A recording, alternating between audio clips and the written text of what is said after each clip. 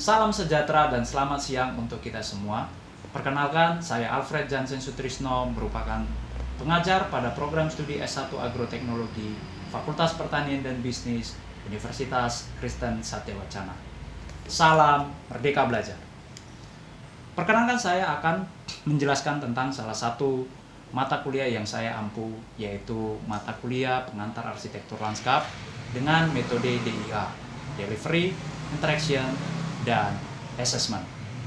Video ini dibuat untuk memenuhi persyaratan sertifikasi dosen tahun 2024, yaitu pernyataan diri dosen dalam unjuk kerja Tridharma Perguruan Tinggi atau PDD UKT PT, khususnya pada aspek pengacara.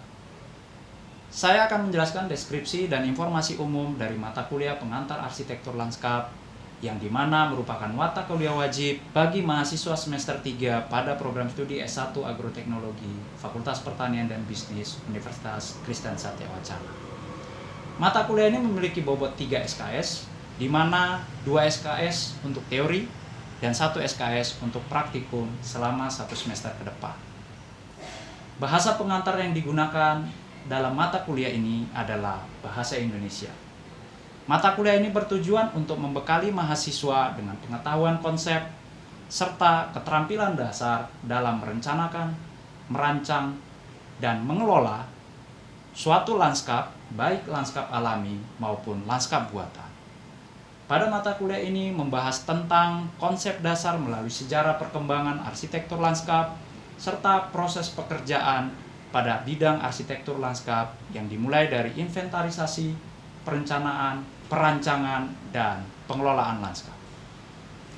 Capaian pembelajaran lulusan pada program studi S1 Agroteknologi yang dibebankan pada mata kuliah ini adalah: pertama, mampu merencanakan, merancang, menerapkan, dan mengevaluasi budidaya pertanian tropis yang berorientasi pada smart farming, pertanian berkelanjutan, berdasarkan konsep teoritis, ilmu pengetahuan dan teknologi, serta nilai estetika lanskap.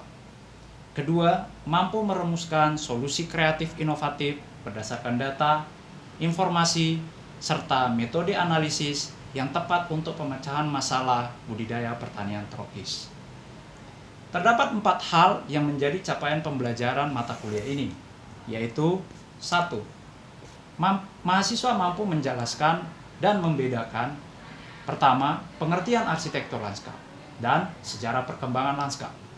Kemudian ruang lingkup, skala, dan jenis-jenis lanskap.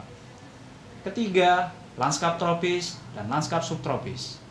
Keempat, bagaimana karakter lanskap, view, dan kualitas lanskap. Kelima, ekologi lanskap, serta yang terakhir, tanaman lanskap dalam menghasilkan karya lanskap pertanian berkelanjutan secara mandiri. Kedua, mahasiswa mampu mengevaluasi suatu lanskap serta menentukan solusi perbaikan yang kreatif, inovatif, berdasarkan data informasi tentang lanskap. Ketiga, mahasiswa mampu merencanakan, merancang, dan mengelola suatu lanskap pertanian yang berkelanjutan yang memiliki nilai estetika lanskap yang tinggi sebagai solusi kreatif, inovatif. Keempat, mahasiswa mampu menginternalisasi nilai, norma, dan etika akademik, serta menunjukkan karakter saintifik, tanggung jawab, kemandirian, kejuangan, dan kewirausahaan dalam melaksanakan pekerjaan. Adapun referensi utama yang digunakan dalam mata kuliah ini adalah: pertama, e-book Landscape Architecture, A Manual of Site Planning and Design. Yang kedua, e-book Introduction to Landscape Architecture. Sistem pembelajaran pada mata kuliah pengantar arsitektur lanskap dilakukan dengan sinkronus dan asinkronus, dengan menggunakan metode pembelajaran aktif yang mengutamakan peran dan keaktifan mahasiswa. Proses pembelajaran yang secara kolaboratif, yaitu diskusi kelompok dan penugasan berupa studi kasus melalui aplikasi LMS Universitas Kristen Satyawacana, yaitu Flexible Learning. Jumlah pertemuan pada mata kuliah ini selama 1 semester ke depan yaitu 16 kali, di mana 7 pertemuan pertama dilakukan sebelum tes tengah semester, lalu ada 1 kali tes tengah semester, kemudian dilanjutkan 7 kali pertemuan sebelum tes akhir semester, dan terakhir adalah 1 kali pertemuan untuk tes akhir semester. Metode pembelajaran yang digunakan pada mata kuliah ini menggunakan blended learning, disertai diskusi kelompok dan penyelesaian studi kasus. Perkuliahan sinkronus dilakukan secara tatap muka di ruang kelas maupun menggunakan website conference seperti Google Meet maupun Zoom.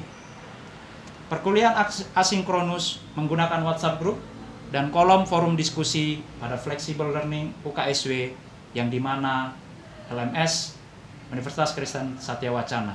Hal ini untuk memfasilitasi mahasiswa dalam berdiskusi perihal mata kuliah pengantar arsitektur lanskap.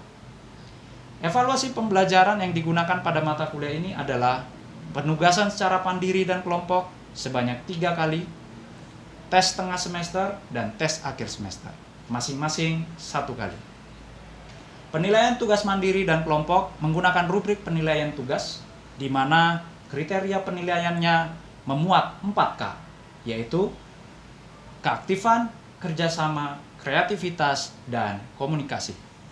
Penilaian dilakukan pada saat praktikum. Sementara untuk penilaian tes tengah semester dan tes akhir semester menggunakan rubrik MCQ atau Multiple Choice Question. Bobot penilaian pada mata kuliah ini diambil dari 30% tes tengah semester, 30% tes akhir semester, kemudian 25% tugas kelompok, dan 15% tugas mandiri. Berikut adalah tayangan proses perkuliahan yang dilaksanakan di dalam ruang kelas. Selamat menyaksikan. Baik, selamat sore semuanya. Wah, gimana? Baik Pak. Sehat kabarnya? Baik, sehat. Semangat yang kelihatan. Oke, sebelum kita mulai materi kita hari ini, kita lanjut dari minggu yang lalu. Kita bersatu dalam doa menurut agama dan kepercayaan kita masing-masing. Hari ini berdoa.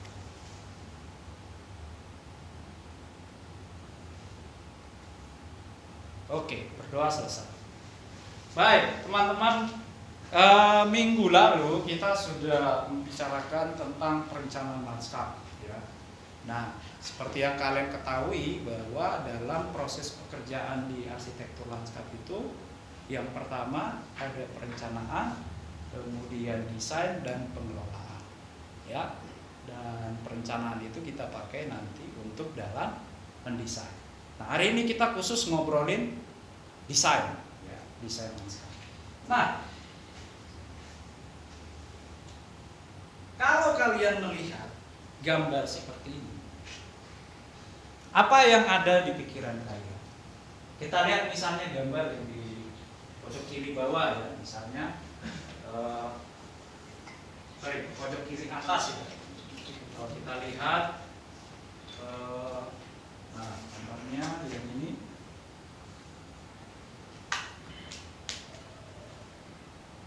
Yang ini, menurut kalian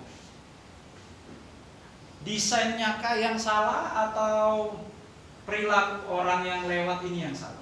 Desainnya. Kenapa? Coba satu orang bisa angkat tangan, bisa menyatakan kenapa alasannya kok desain yang salah? Ya, silakan Wendy. Kenapa, Wendy? Kenapa saya berpendapat kalau desainnya yang salah? Karena di situ kan kita perlu memperhitungkan untuk mendesain sesuatu untuk orang lain seperti itu. Karena kita mendesain sebuah landscape itu perlu memperhatikan perilaku dari orang yang bakal memakainya atau user penggunanya gitu. Jadi kenapa kesalahan di desainnya itu? Karena sudah tahu bahwa di situ sangat mepet dengan jalan, masih didesain dengan bentuk itu lampu taman ya Pak ya? Ya, betul. Lampu jalan atau lampu taman itu bentuknya yang pendek dan tidak terlalu masuk ke dalam, sehingga saat kena senggol orang saja sudah pecah seperti itu. Berarti harusnya di dalam desain lampu ini berada di dalam kalau mau spending begini, gitu ya? Oke. Yang lebih baik seperti itu. Oke, ada pendapat yang lain?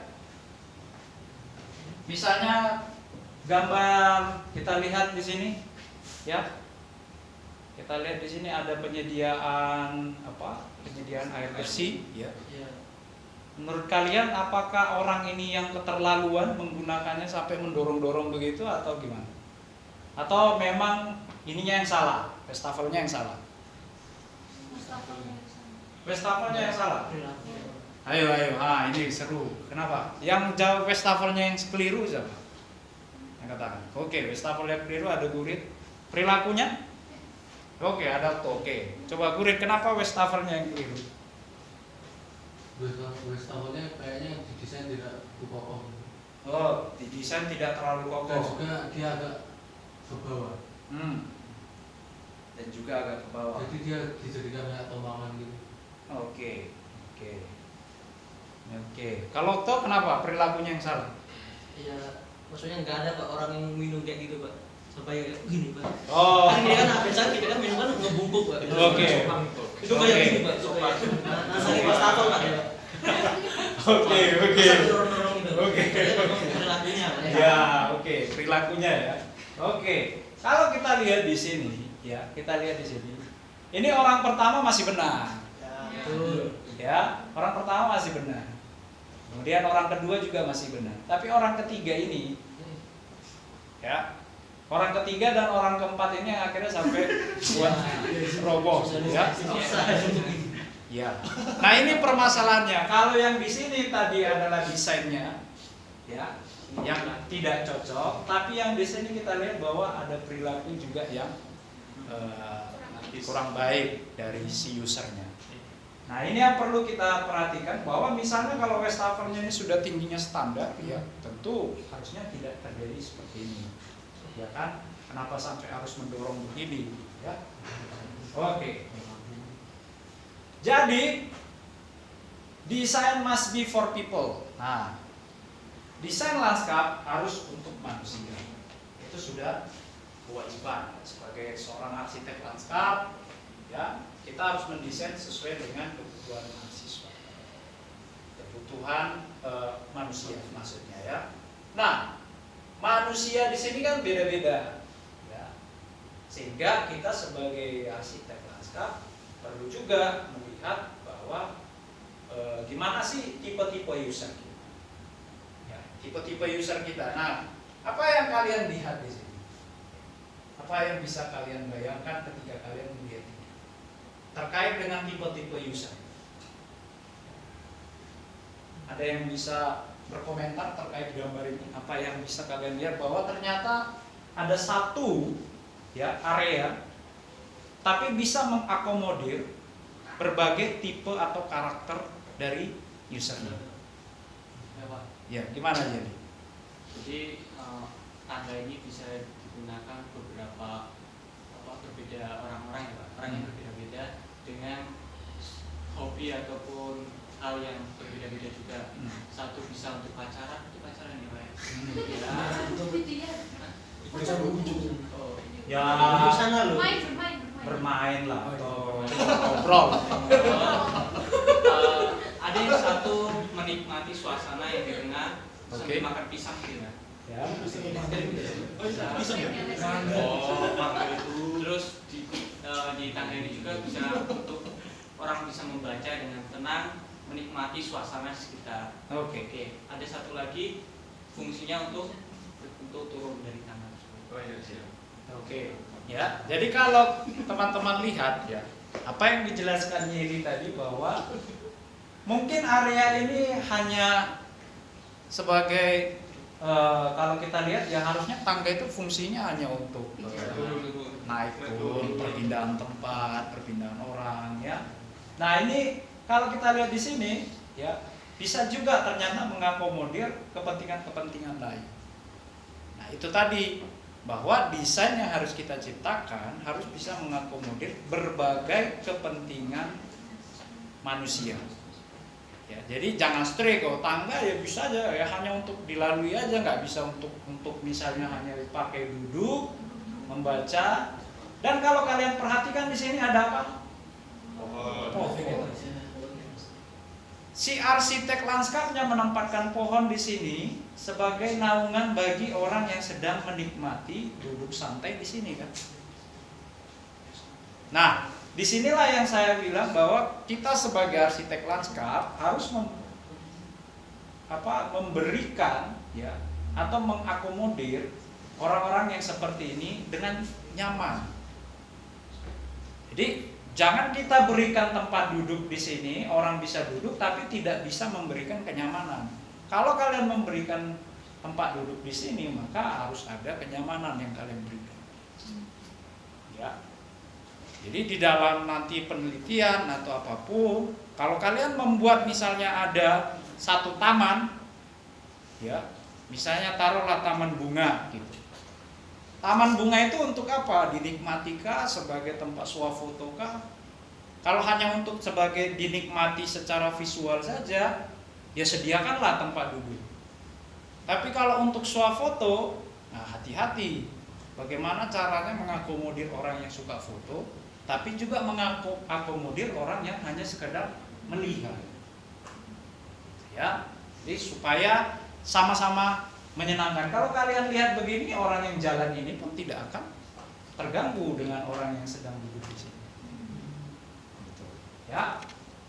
Nah, tujuan pembelajaran kita hari ini yang pertama itu gimana teman-teman semua bisa memahami apa itu desain lanskap. Kemudian memahami elemen-elemen lanskap, lalu memahami prinsip-prinsip desain, dan terakhir proses desain.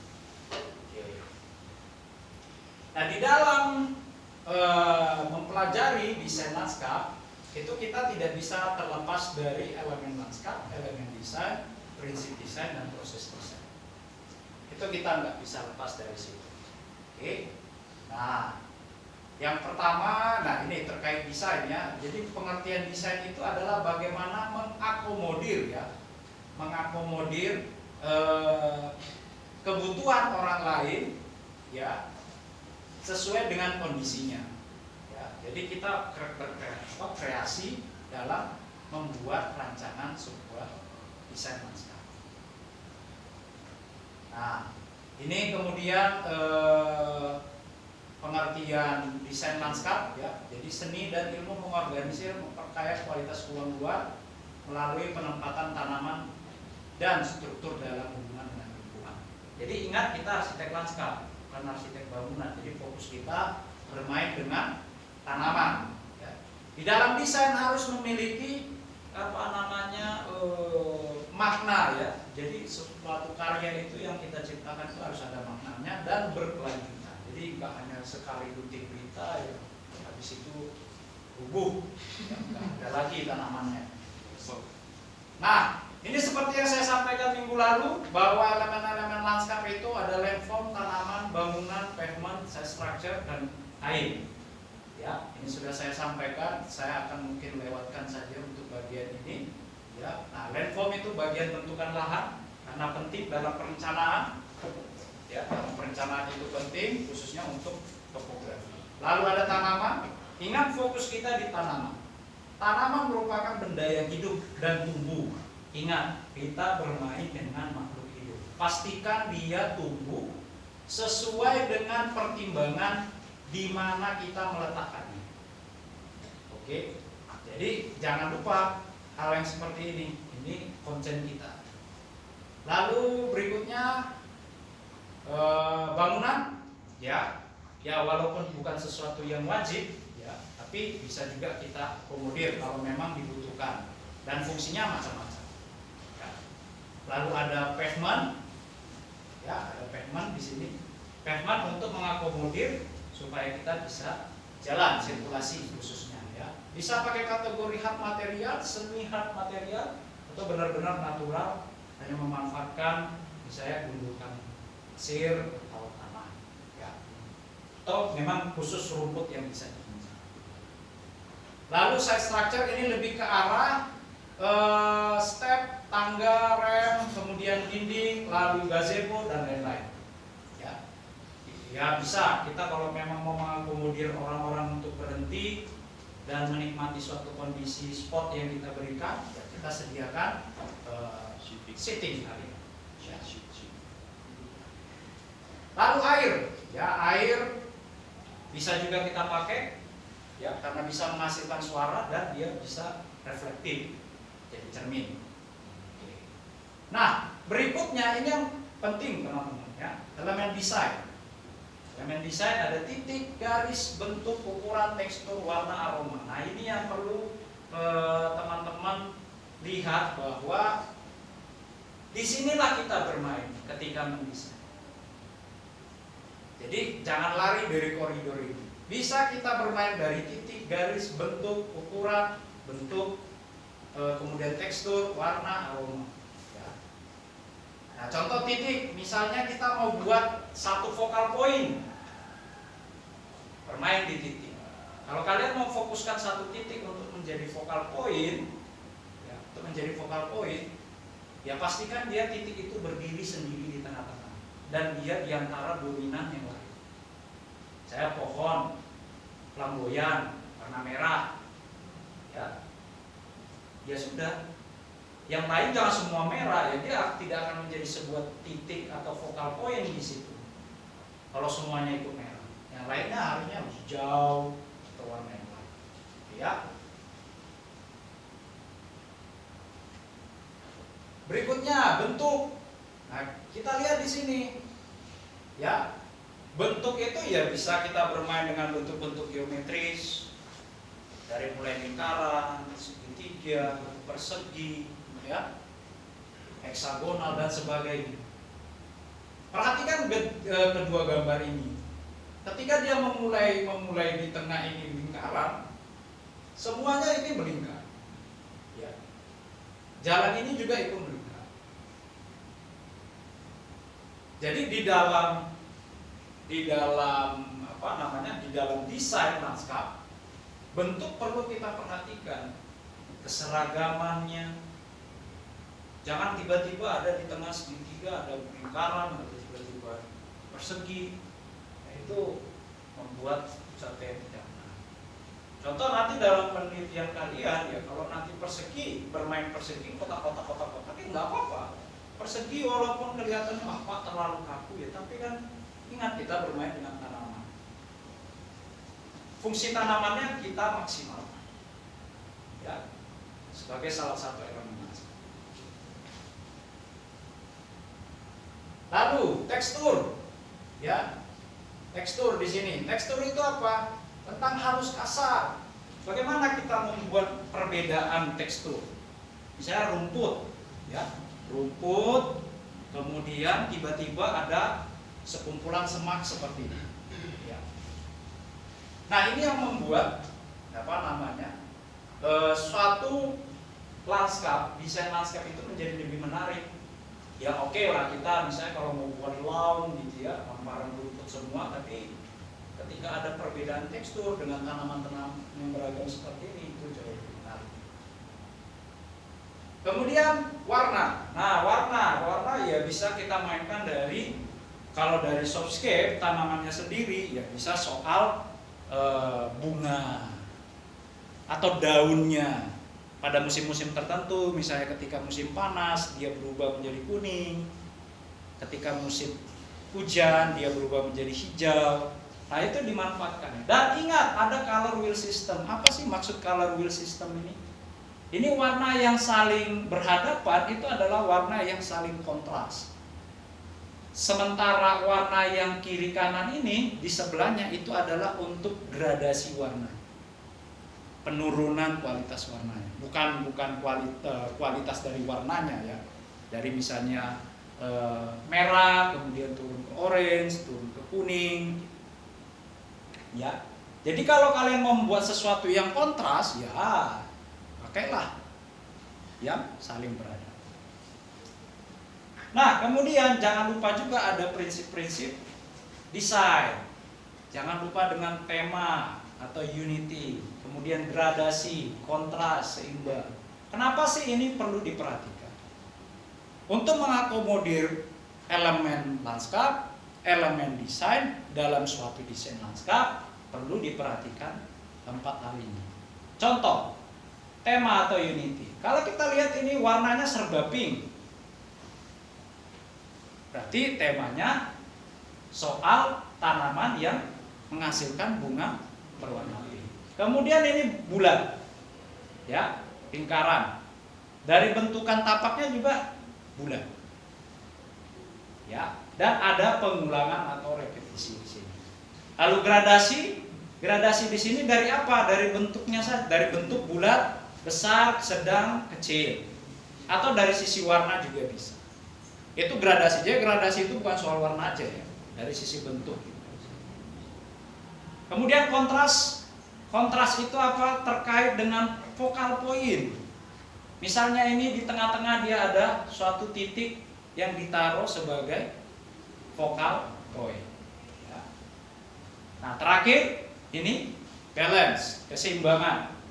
Nah, di sini kita bisa lihat ya, jumlah bulatannya itu ya ditata. Misalnya yang sedang berada di bagian sini. Kemudian yang lingkaran berada di luar, yang besar berada di luar semua. Oke. Nah, ini keseimbangan. Kalau sisi luar adalah lingkaran yang besar, maka yang di dalam ini adalah yang sedang, kemudian kecil. Itu ya, itu soal keseimbangan. Nah, ini proses desain hampir sama ya seperti materi kuliah kemarin, yaitu diterima dulu proyeknya, kemudian riset inventory, lalu dianalisis, lalu didesain konsep, kemudian dibangun, lalu konsepsi. Oke. Nah, tugas kalian ya, tugas kelompok hari ini ya, tugas kelompok hari ini yang akan kita bahas di praktikum nantinya adalah saya akan memberikan sebuah base map kepada kalian. Lalu kalian menerapkan elemen lanskap, elemen desain, bahkan prinsip-prinsip tadi, prinsip-prinsip dalam mendesain ke dalam pekerjaan ini. Oke. Pekerjaan ini akan kalian presentasikan, ya, akan kalian presentasikan minggu depan, sehingga ini menjadi tugas kelompok kalian. Berikan karya yang terbaik. Ingat, design must be for people. Di sini, ya, saya sudah tempatkan bangunannya, tinggal kalian berkarya di dalam menata halamannya, pekarangannya. Oke? Ada yang mau ditanyakan?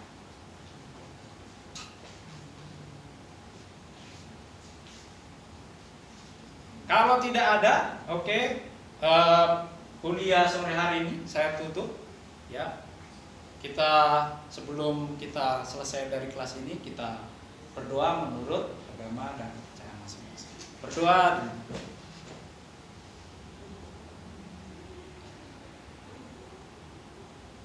Berdoa selesai. Terima kasih teman-teman. Selamat sore semuanya.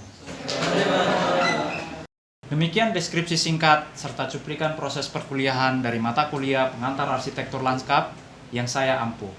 Semoga dapat memberikan gambaran mengenai kinerja pengajaran yang saya lakukan, khususnya pada mata kuliah pengantar arsitektur lanskap pada program studi S1 Agroteknologi Fakultas Pertanian dan Bisnis Universitas Kristen Satya Wacana. Saya mengucapkan terima kasih kepada seluruh tim penilai dan tim panitia sertifikasi Smart Dosen tahun 2024, khususnya dari Direktorat Sumber Daya, Dirjen Dikti dan Ristek, Kemendikbud-Ristek Indonesia. Saya mohon maaf jika terdapat kesalahan pada video ini. Terima kasih, salam Merdeka Belajar.